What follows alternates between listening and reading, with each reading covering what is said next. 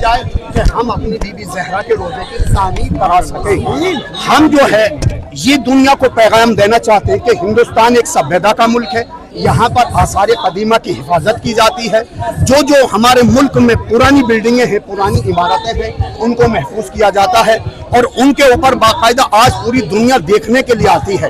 یہ ایک بہت بڑا میسیج ہے جو دنیا کے کونے کونے تک جانا چاہیے، لیکن سعودی حکومت نے، عبدالوہاب نے جو جناب سیدہ کے روزے کو مسمار کیا تھا، وہ گزارش ہے کہ ہمیں اجازت دی جائے کہ ہم اپنی بیوی کے روزے کی تعمیر کریں اور انشاءاللہ پوری دنیا کو بتائیں کہ بی بی زہرا رسول اسلام کی اکلوتی بیٹی تھی، ان کو دنیا نے نہ زندگی میں چین لینے دیا تھا اور نہ مرنے کے بعد میں، یعنی شہید ہونے کے بعد۔ سعودی کا مقصد یہ ہے کہ وہ صرف اور اہل بیت کو ٹارگیٹ بناتا ہے، یہ سعودی کا نہیں، ہر ایک جو ظالم حکومتیں ہوتی ہیں، جو مظلوموں کی حمایت میں بولتی ہیں، ان کو دبانا چاہتے ہیں اور ان کو یہ ہمیشہ چاہتے ہیں کہ یہ ہمارے مرہون منت رہیں، لیکن انسانیت جس کے دل میں ذرا سی بھی انسانیت ہے وہ اپنے بزرگوں کو، اپنے آثار قدیموں کی حفاظت کرتی ہے۔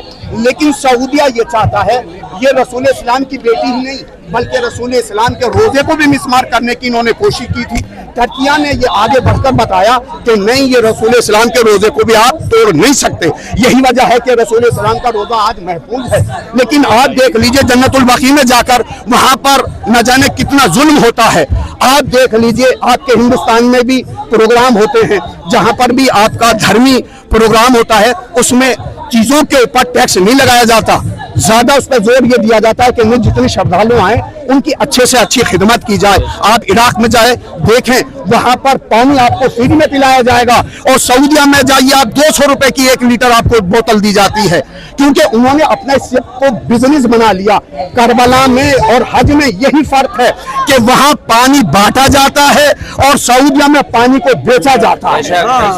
یہی میسیج ہے آج میرا اس سرزمین ہندوستان دہلی سے۔ سعودی نے دھرم کو بھی بزنس بنا دیا ہے، انہوں نے اپنے دھرم، ان کے ہاں کوئی مذہب نہیں، کوئی دھرم نہیں۔ ارے جو خانہ کعبہ کے نزدیک میں لا کر ننگا ناچ کروائے ان کو سعودی حکومت کہا جاتا ہے۔ آپ دیکھ لیجئے، آپ نے تو پوری دنیا کو دیکھا سوشل میڈیا پر، وہ ان بچیوں کو نچاتے ہوئے دکھایا گیا جو خانہ کعبہ کے قریب لا کر ان کو نچانے کا پروگرام رکھا گیا۔ دیکھیے ہمارے ہاں مذہب جو ہے وہ ایک تحقیق کا مذہب ہے، اور ان کے ہاں جو صرف ایک مذہب کا خیز، یعنی انہوں نے ایک مذاق اڑا رکھا ہے پوری دنیا میں۔ آج پوری دنیا دیکھ رہی ہے کہ ہمارے ہندوستان میں، ابھی میں نے اپنی تقریر میں کہا، یہ گلدستہ ہے، یہاں پر ہر طریقے کا پھول کھلتا ہے۔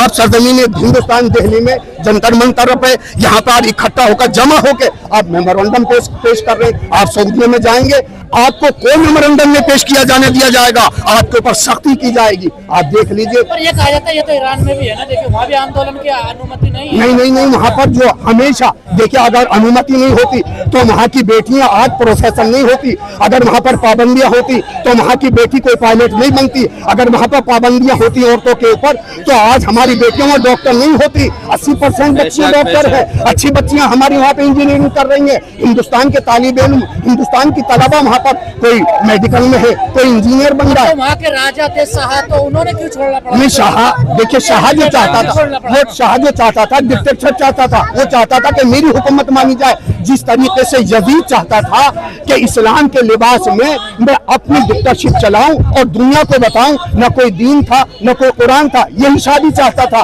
لیکن آیت اللہ خمینی نے اس شاہ کی حکومت کو نیست و نابود کر کے بتا دیا اور یہ کہا کہ عزت ذلت اللہ کے ہاتھ میں ہے، شاہ کے ہاتھ میں نہیں ہے۔ آج یہی وجہ ہے کہ پوری دنیا میں ایران ایک ایسا ملک ہے جو مظلوموں کی حمایت میں ہے۔ ایران صرف یہ نہیں دیکھتا کہ وہ شیعہ مظلوم ہو رہے، نہیں، جس پہ بھی ظلم ڈھایا جا رہا ہے ایران بنفس نفیس اس میں کود پڑا ہے، اور وہ یہ چاہتا ہے کہ دیکھیے فلسطین میں کوئی شیعہ مظلوم نہیں، کون بھگت رہا ہے؟ لیکن شہادت جو ہے ان کے گھر کی میراث ہے، اس کو مرنے کو یہ نہ سمجھے کہ ان کے حوصلے پست ہو گئے، یہ بلندیوں سے ہٹ گئے، نہیں، ایسا نہیں ہے۔ اس گھرانے کی شہادت ہی ایسی سعادت ہے کہ شہید ہوگا تو سعادت ملے گی، کیونکہ امام حسین نے چھوٹے چھوٹے بچوں کو کربلا میں پیش کر کے بتایا، میں رہوں یا نہ رہوں لیکن اسلام کا بول بالا کل بھی تھا، آج بھی اور ہمیشہ باقی۔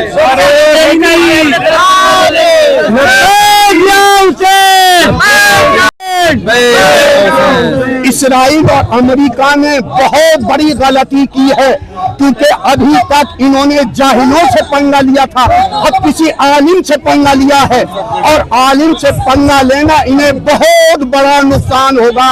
और इंशाअल्लाह इसलिए नुकसान होगा क्यों कि इन्होंने देख लिया।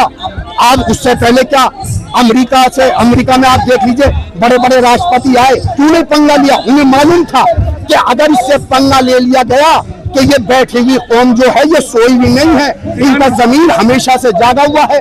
और ये बताना चाहते हैं, देखिए इन्होंने कहा था कि खामनाई साहब बंकर में छुप जाएंगे, ये हमला नहीं करेंगे, 3 दिन में हम फतह कर लेंगे, 5 दिन में सीज फायर ऐलान कर लेगा। लेकिन ईरान ने बता दिया मैं तुझे बंकर में छुपा के रहूंगा, क्योंकि हक का साथ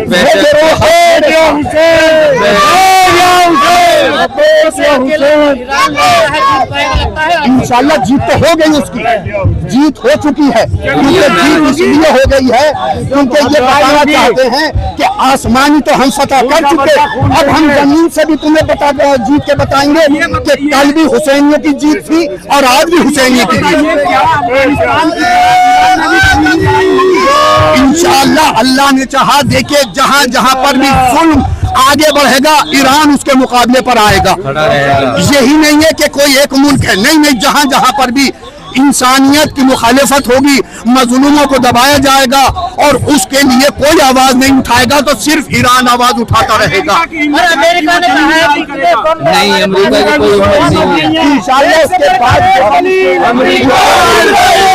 एक से बढ़कर एक जलील आतंकवाद कौन है? अमेरिका इजराइल, कौन है? अमेरिका इजराइल, आतंकवाद कौन है? America Israel. ये तो अभी 5 दिन में इसके तो पैर उखड़ गए।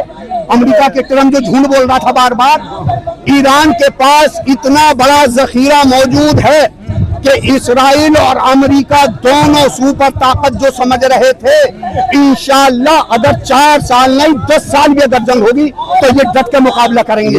कि इन्हें अपने ऊपर भरोसा नहीं है, किसी और के ऊपर भरोसा है। वो वहदहू ला शरीक है, अल्लाह की ताकत के सामने कोई बड़ी ताकत नहीं है, कोई बड़ी ताकत नहीं है। इन्होंने हमेशा